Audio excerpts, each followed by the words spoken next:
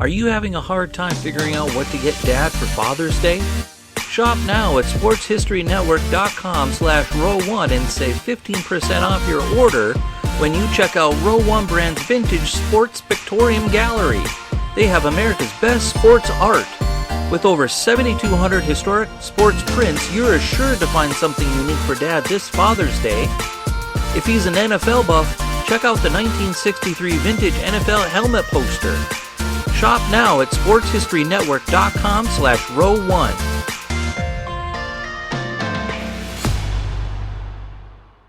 This podcast is part of the Sports History Network, your headquarters for the yesteryear of your favorite sport. You can learn more at sportshistorynetwork.com.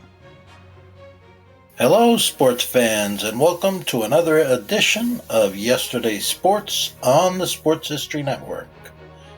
Today, we're going to talk about the Oakland A's in baseball from 1971 to 1975.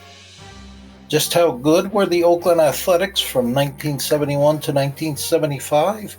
They were good enough to reach the postseason 5 years in a row, and they won 3 consecutive World Series. That's how good they were.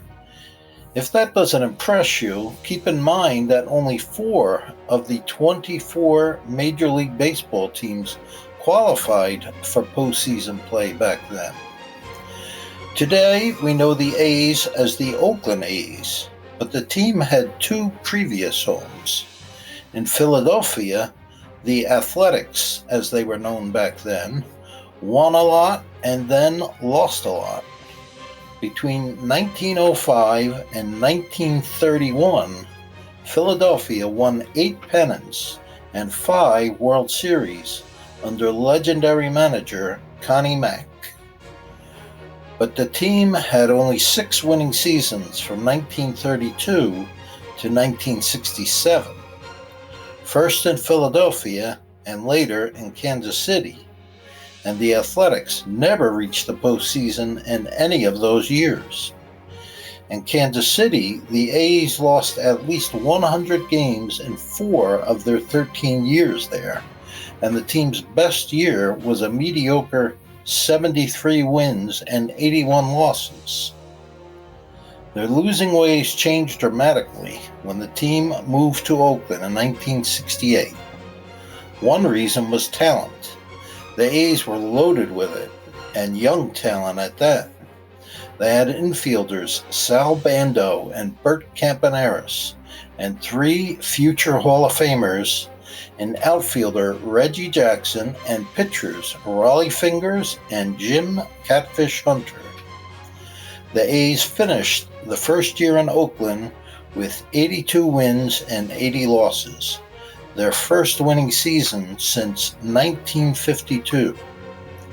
Improvement continued, an 88-74 record in 1969, then 89-73 in 1970, and 100 wins and 60 losses in 1971, which was the A's best record since 1932 when the team played as the Philadelphia Athletics. Pitcher Vida Blue won 24 games in 1971 with an ERA of 1.82. And he also won the American League's Cy Young Award and was named the league's MVP. 5 A's hit 20 or more home runs on the offensive side, with Reggie Jackson leading the team with 32.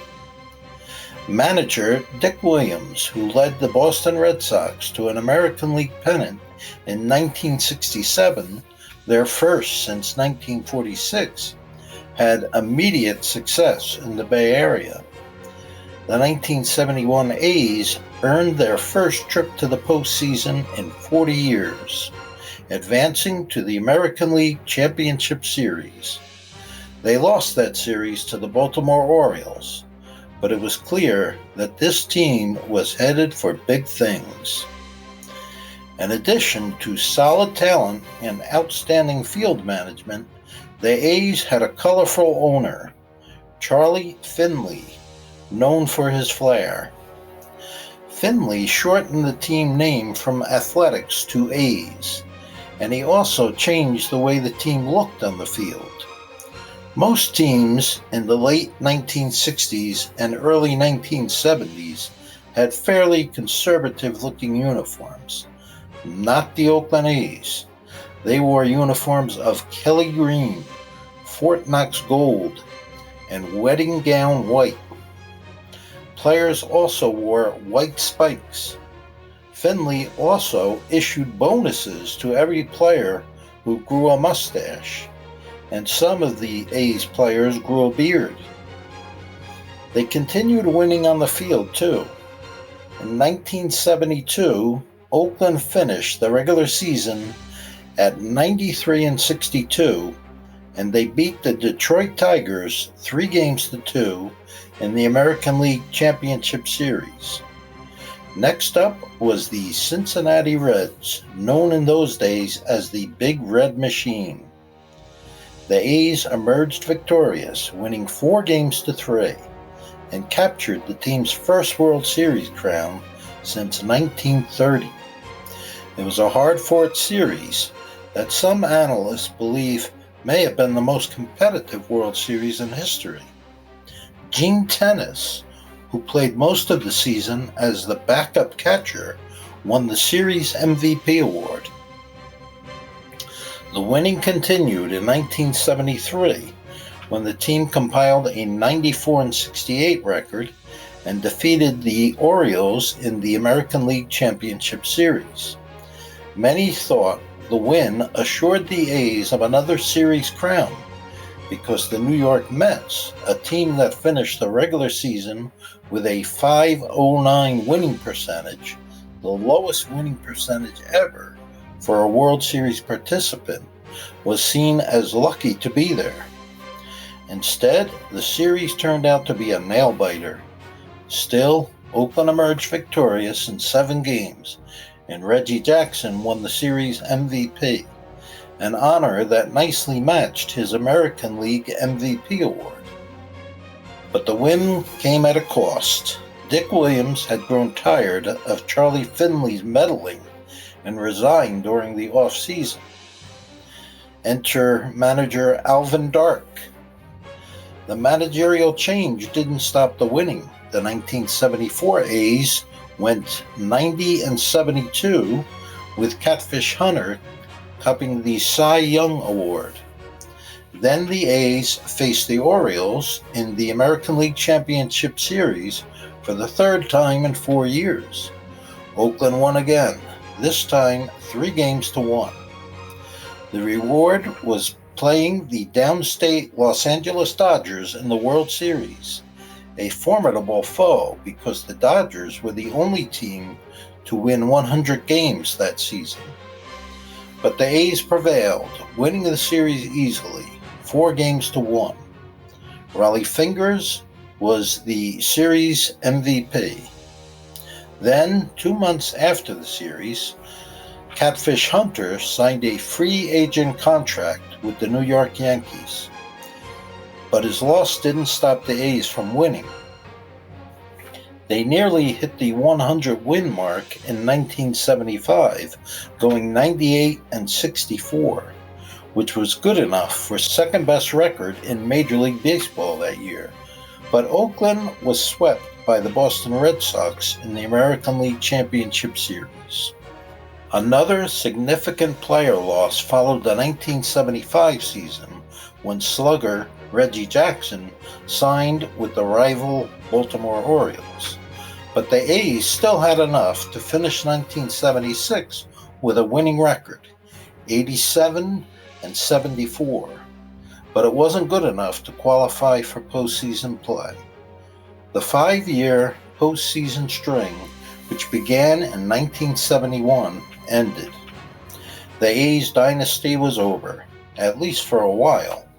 Oakland had another strong run from 1988 to 1990, when the team won 3 American League pennants and a World Series crown. Still, my take is that the 1971 to 1975 Oakland A's stands taller than the later vintage A's. The earlier A's transformed the franchise from a decades-long loser to arguably the best team in baseball. That concludes our podcast for today. Hope you enjoyed it, and God bless. This podcast is part of the Sports History Network, your headquarters for the yesteryear of your favorite sport. You can learn more at sportshistorynetwork.com.